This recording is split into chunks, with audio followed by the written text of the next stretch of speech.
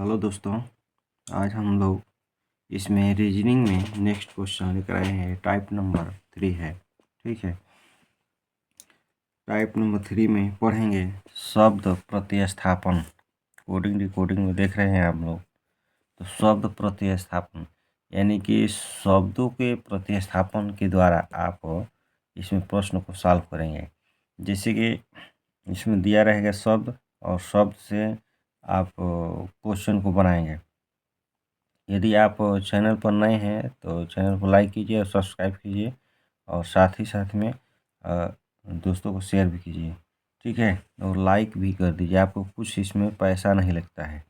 अगर आपको रीजनिंग सीखना है तो आप हमारे चैनल के साथ जुड़ सकते हैं, फॉलो कर सकते हैं। ठीक ना, इसमें आपको किसी भी प्रकार का कोई खर्च नहीं देना होगा। निःशुल्क आप पढ़ सकते हैं इस पे चैनल के माध्यम से। आप यूपी पुलिस, रेलवे, एसएससी जो भी तैयारी कर रहे हैं, किसी भी वनडे एग्जाम का जिसमें तर्क शक्ति बुद्धि परीक्षण आता है, तो आप सीख सकते हैं हमारे चैनल के माध्यम से। बिल्कुल जो है जीरो लेवल से हम आप लोगों को बता रहे हैं।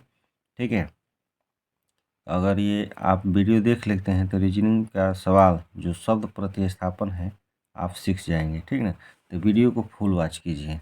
चलिए वीडियो को स्टार्ट करते हैं। देखिए, शब्द प्रतिस्थापन। शब्द यदि बादल को सफ़ेद, सफ़ेद को हवा, हवा को नीला कहा जाता है, नीला, हवा को नीला, नीला को पानी, पानी को बिजली कहा जाए, तो बताइए पक्षी कहाँ उड़ेगी। ठीक है मित्रों, ये ध्यान दीजिए। इसमें ये कह रहा शब्द दिया है, कह रहा है कि बताइए पक्षी कहाँ उड़ेगी। लेकिन ध्यान दीजिए, शब्द है कि बादल को सफ़ेद कहा जा रहा है, सफ़ेद को हवा कहा जा रहा है, हवा को नीला कहा जा रहा है, नीला को पानी, पानी को बिजली कहा जा रहा है, तो बताइए पक्षी कहाँ उड़ेगी। तो आपको ये समझना है मित्रों कि ये देखना है कि ये समझ लीजिए कि पक्षी उड़ती कहाँ है। ठीक है, इतना ध्यान दीजिए। तो पक्षी कहाँ उड़ती है? आकाश में उड़ती है, कि बादल में उड़ती है, कि हवा में उड़ती है, कि पानी में उड़ती है? ये ध्यान दीजिए। तो आपको ध्यान में रखना है। देखिए, यहाँ पानी में उड़ती है, कहाँ उड़ती है? पानी, पानी में उड़ती है। कि पक्षी कहाँ उड़ती है? बादल में, बादल में उड़ती है। और नीला, नीला कहाँ उड़ती है? नीला में उड़ती है। कि बिजली में उड़ती है? बिजली, ध्यान दीजिए। अब आपको ये देखना है, ये बताइए पक्षी पानी में उड़ती है कि आकाश में उड़ती है? आकाश भी है, इसमें आकाश नहीं दिया है। ठीक है, तो पक्षी कहाँ उड़ती है? पानी है। तो पानी में उड़ती है कि बिजली में उड़ती है, कि हवा में उड़ती है, कि बादल में उड़ती है? तो ध्यान दीजिए, पक्षी जो उड़ती है पानी में नहीं उड़ती है। पानी में उड़ती है? नहीं उड़ती है। बादल में उड़ती है? पक्षी जो है बादल में उड़ती है? नहीं उड़ती है बादल में। पक्षी जो है हवा में उड़ती है। कहाँ उड़ती है? हवा।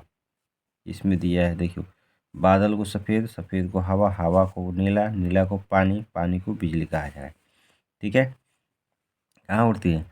नीला में उड़ती है कि हवा में? तो पक्षी जो होती है हवा में उड़ती है। कहाँ पर उड़ती है?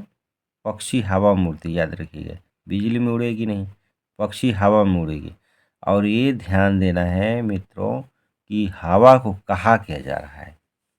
ये कॉन्सेप्ट के लिए कर लीजिए। ठीक है, कि पक्षी तो हवा में उड़ती है, लेकिन हवा को कहा क्या जा रहा है? तो हवा को कहा जा रहा है नीला कहा जा रहा है। क्या कहा जा रहा है? नीला। देखिए, शब्द यदि बादल को सफ़ेद, सफ़ेद को हवा, हवा को नीला, हवा में ही पक्षी उड़ती है, तो हवा को नीला कहा जा रहा है। तो हवा कहाँ हवा में उड़ती है, हवा को नीला कहा जा रहा है, तो किस में उड़ेगी पक्षी? नीला में उड़ेगी, न कि हवा में उड़ेगी। ठीक है, बल्कि नीला में उड़ेगी।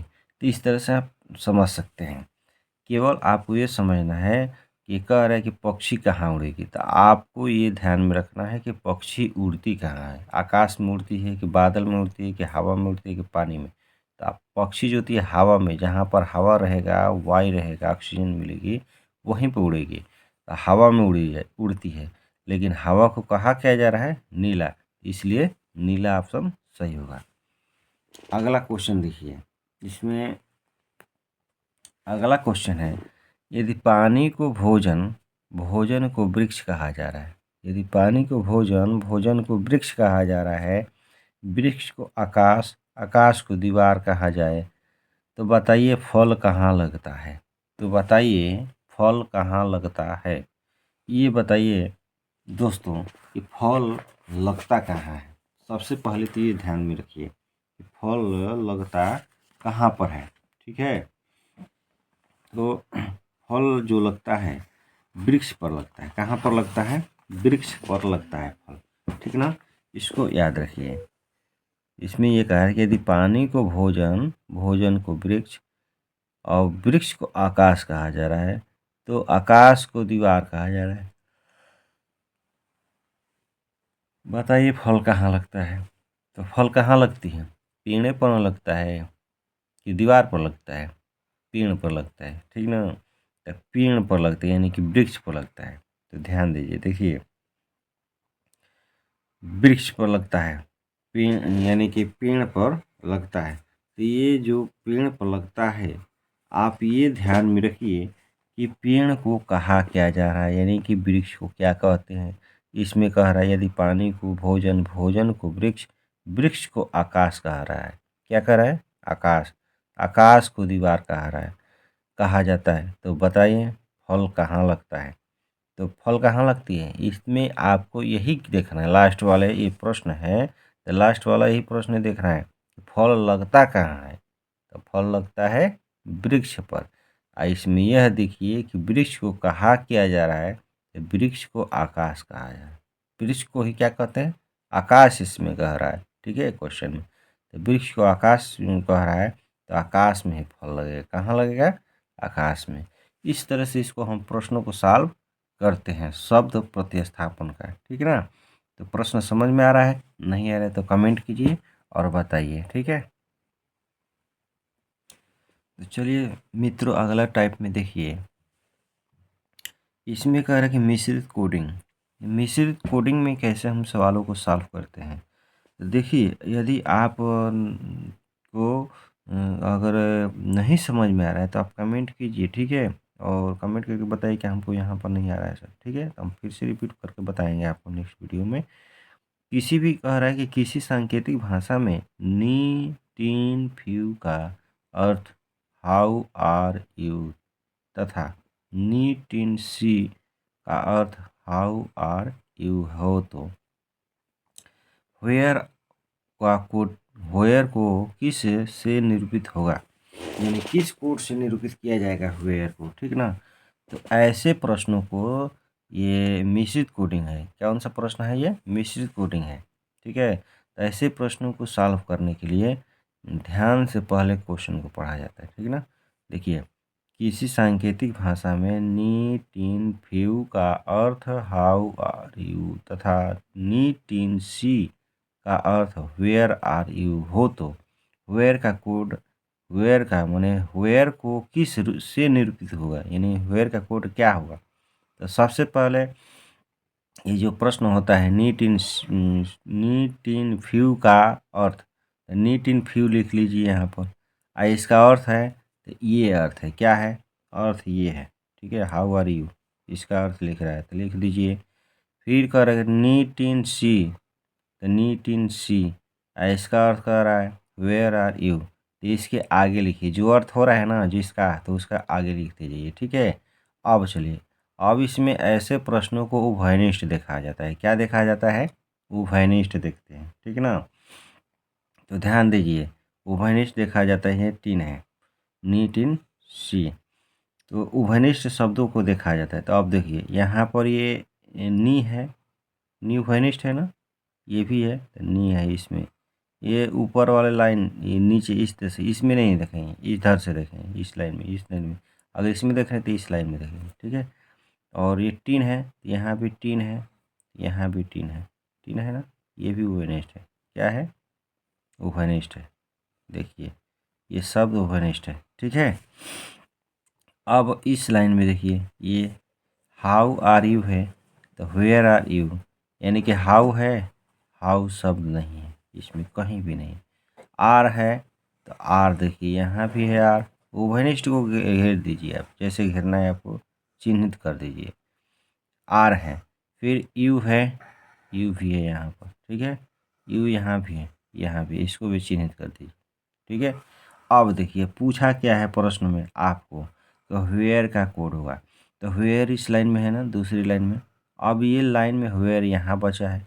अब इसमें देखिए, इसी लाइन में उधर नहीं देखना है, इसी लाइन में देखिए, यहाँ से इस लाइन में जहाँ पर वेयर होगा उसी लाइन में देखेंगे। तो वेयर इस लाइन में बचा है, तो अब इस लाइन में क्या उनसे शब्द बचा है, तो सी बचा है, तो वेयर। तो वेयर का कोड क्या हो जाएगा मित्रों, WHERE, वेयर का कोड क्या हो जाएगा, सी होगा। क्या होगा, सी। इसी तरह से हाउ का कोड कर दे, इसी तरह से क्या कर दे, हाउ का कोड, ये तो हाउ का कोड या फ्यू हो जाएगा, ठीक है। आई बात समझ में। देखिए जो कहता है प्रश्न में, तो नीट इन, यानी कि सांकेतिक भाषा में नीट इन फ्यू का अर्थ हाउ आर यू, जो शब्द है उसको पहले लिख लीजिए, और जो उसका अर्थ हो रहा है उसके आगे लिखिए। फिर तथा नीट इन सी का अर्थ वेयर आर यू, तो नीट इन सी लिख लीजिए, और उसका इसका जो अर्थ हो रहा है उसके आगे लिख लीजिए। फिर इनमें ये पहली लाइन में और दूसरी लाइन में देख लीजिए, इधर लेफ्ट साइड देख लो, राइट साइड देख लो, दोनों तरफ देख लो इधर, ठीक ना। अर्थ वाला के इधर और इधर, तो दोनों अलग अलग देखेंगे, ये नहीं कि इधर इधर नहीं, आपको भटकना नहीं है। केवल ये लेफ्ट साइड देख रहे हैं तो लेफ्ट साइड देखिए, पहला लाइन में है, और भी क्वेश्चन बड़ा रहेगा तो उसमें भी पहले लाइन में ही देखेंगे, तो दूसरा में तीसरा में ऐसे, लेकिन लेफ्ट साइड दोनों, इस साइड का देख रहे हैं तो इस साइड में देखिए, इस साइड देख रहे हैं तो इस साइड देखिए, ठीक है। यानी कि लेफ्ट राइट अलग अलग देखेंगे। तो हम इधर लेफ्ट में देख रहे हैं तो लेफ्ट में इधर देखेंगे, राइट में देखेंगे तो इधर देखेंगे। तो नी, यानी पहला में नी है तो इसमें भी नी है, घेर दिया इसको, सर्किल कर दिया। टीन है तो टीन यहाँ भी, ये भी कॉमन है, वही है दोनों में। अब देखिए इसमें कोई नहीं है। फिर यहाँ हाउ है, हाउ इसमें कहीं नहीं, इस दूसरी लाइन में। आर है तो आर यहाँ भी है, आर यहाँ भी, इसको भी घेर दिया। यू है तो यू है, इसको भी घेर दिया, ठीक है, उभयनिष्ठ है। अब बच गया है वेयर इस लाइन में, तो वेयर का पूछा है कि वेयर का कोड क्या होगा, तो वेयर का कोड जो हो जाएगा सी हो जाएगा, क्योंकि जो बचा है ना वही उसका क्या हो जाएगा, कोड हो जाएगा, याद रखिए। हाउ है तो हाउ का कोड हो जाएगा फ्यू, और फ्यू का कोड हो जाएगा हाउ, इस तरह से। तो कैसा लग रहा है प्रश्न, प्रश्न आसान लग रहा है तो आप लोग चैनल को लाइक कीजिए, सब्सक्राइब कीजिए। चलिए हम लोग एक और क्वेश्चन देखते हैं।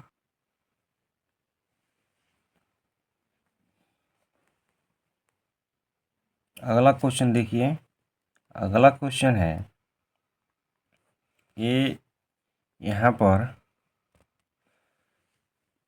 देखिए, किसी सांकेतिक भाषा में दिस इज गो का अर्थ सी इज कैट है, तथा दिस इज सी का अर्थ जो है, दिस इज सी का अर्थ है, दिस इज सी का अर्थ ही इज कैट है, ये कैट है, ठीक है, सी ए टी कैट है। तो ही का कोड क्या होगा, तो ठीक उसी प्रकार से लिख लीजिए जैसे पहले वाला क्वेश्चन सॉल्व किए। This is go, this is go लिखा गया। सी इज कैट, इसका अर्थ जो है, दिस इज गो का अर्थ हो रहा है सी इज कैट, तो यहाँ लिख लीजिए। दिस इज सी, तो यहाँ लिख लीजिए। इसका अर्थ क्या हो रहा है तो इसके आगे लिखिए। अब वही उभयनिष्ठ छांट लीजिए। देखिए यहाँ पर ये दिस है, यहाँ पर भी दिस है, ये भी दिस है, छांट लीजिए उभयनिष्ठ को। ये भी है, ये भी है, ईज है, ईज है, ईज को भी छांट लीजिए, ठीक है। और उसके बाद अब इधर नहीं है, ये गो है, सी है। अब ये राइट साइड में देखिए, सी है, यहाँ सी है नहीं है, ईज है, ईज है, यहाँ भी ईज है, कैट है, ये भी कैट है, ये भी कैट है ना। दोनों तरफ वो है, बच गया है सी और ही और सी। गो, तो अब इसमें पूछा क्या है कि ही का कोड क्या होगा, तो ही का कोड क्या होगा, ही कहाँ पर, ये है ना, देखिए यहाँ पर दूसरी लाइन में है, कहाँ पर है, ये है। इसमें अब इधर देख लीजिए, इस लाइन में, इसी लाइन में इधर राइट साइड में देख लीजिए क्या बचा है, तो बचा है सी, इसलिए ही का कोड हो जाएगा सी, इसलिए ही का कोड हो जाएगा, क्या हो जाएगा, ही का कोड हो जाएगा सी। ठीक है, इस तरह से सवाल को हम लोग सॉल्व करेंगे मिश्रित कोडिंग, और सी का कोड हो जाएगा गो। तो मित्रों, वीडियो कैसा लगा, वीडियो अच्छे लगे तो चैनल को लाइक कीजिए और सब्सक्राइब कीजिए। ठीक है, और आप लोग शेयर भी कीजिए, ताकि हम फिर अगले वीडियो बनाएंगे तो आपके पास नोटिफिकेशन भी जाएगा और आप इसको आसानी से देख सकते हैं। वीडियो को फुल वॉच कीजिए, अगर पूरा वॉच करेंगे ना तभी आपको समझ में आएगा। ठीक है।